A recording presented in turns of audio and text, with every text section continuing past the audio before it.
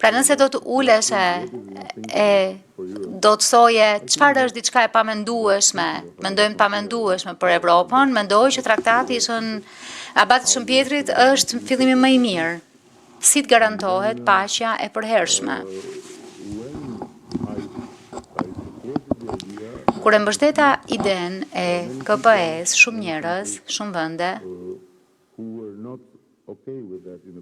që në fakt nuk ishin dakord me të në fillim dhe menduan që ishte ajo hileja tipike franceze për të ofruar një djath tjetër pa të dhënë atë djathin që kërkon, menduan se në një farë mënyre pas kaq shumë vitesh po dilja se një aset i rekrutuar nga francezët e që punoja në emër të presidentit për të sabotuar zgjerimin e për të nxitur këtë ide në KPS. Ky në fakt ishte samiti i 6 e gjithçka ndryshoi. Mendoj që agresioni kundër Ukrainës ka bërë gjithëkënd të kuptoj që ky format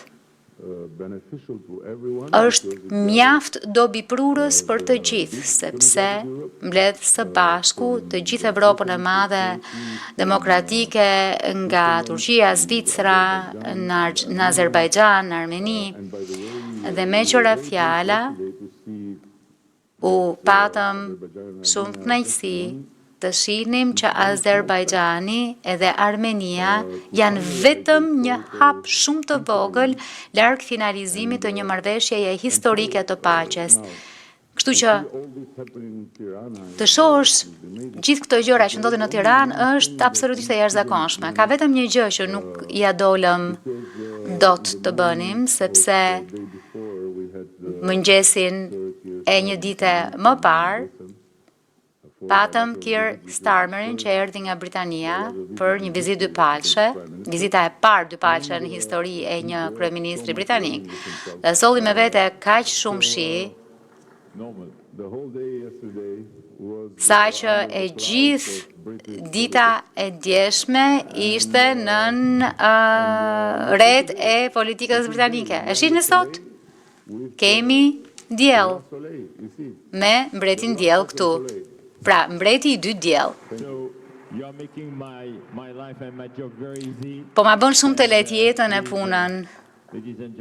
Zonja e zotrinj, jemi shumë të lumtur, ti uroj mirëseardhjen në skenë presidentit Republikës Franceze Emmanuel Macron.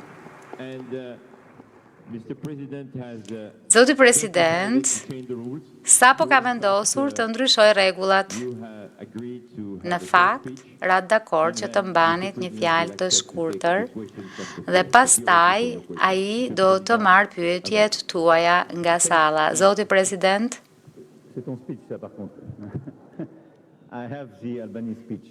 E kam tani në Shqip, fjalimin. Zoti kryeministër, i dashur Edi, faleminderit shumë për mikpritjen tuaj vërtet.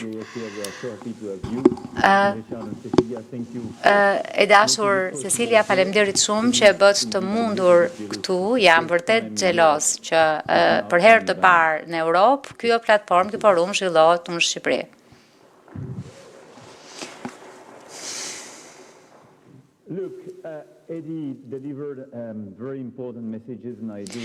Edi përcolli mesazhe shumë të rëndësishme dhe nuk dua që t'i përsëris, por dua të them pak fjalë për Europën dhe për pyetjet që ju keni, sepse është një moment në të cilin po jetojmë që ka pas siguri dhe është shumë e rëndësishme që të kemi një strategji të qartë për Francën, për Europën, e për këtë Europë më të madhe, që është pjesë e këtij komuniteti politik. Dhe po kështu edhe marrëdhëniet përtej Europës me Kinën dhe kështu me radhë. Ideja ime për Europën është që duhet të përfitojmë nga mundësia për të përshpejtuar e për të pasur një strategji të qartë konkurrueshmërie, duke vendosur investimet si përparësi kryesore dhe Ti bëjmë më të fuqishme, na duhet përshpejtime, konkurrueshmëri dhe kjo është thelbësore.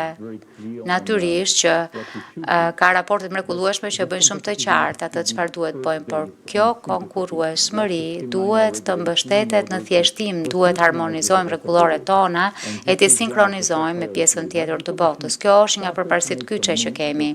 Komisioni ka nisur të hedhë disa hapa, por janë mjaft të vegjël. Por, ndërkohë, Presidentja von der Leyen, kancelari Merz, ne kemi nxjerrë një deklaratë që angazhohemi për të thjeshtuar rregulloret për të sinkronizuar.